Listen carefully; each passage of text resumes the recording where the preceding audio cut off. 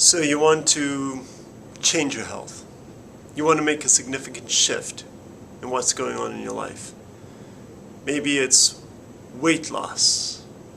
Maybe you need to boost your testosterone.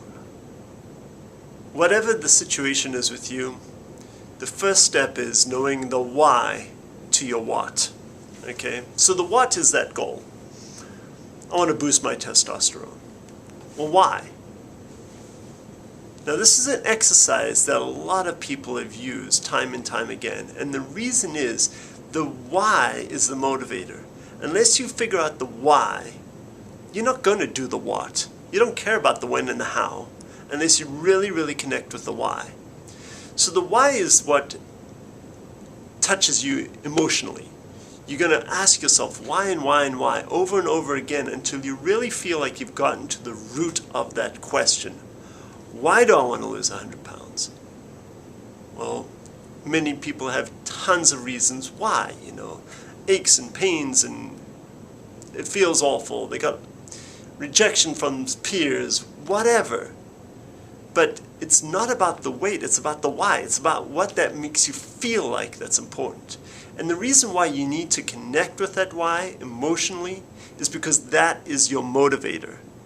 And unless you're motivated, you're not going to commit to the process. So, an exercise to do, and I'll do this for myself, okay? I want to boost my testosterone. Why? Well, it's below optimal. So why does that matter to me? Well, all the reading I've done is that testosterone needs to be above this level to give me optimal cardiovascular health, and I want to live for a long time because I have young children and I want to be a lively, vibrant, older dad to my young kids. That is my motivator. That's why I feel like I need to do something. So what's your motivator? You've got to connect with that why before you make any sort of changes, right? What is the why? Think about it, connect with it, and then figure out what your what is going to be. Okay?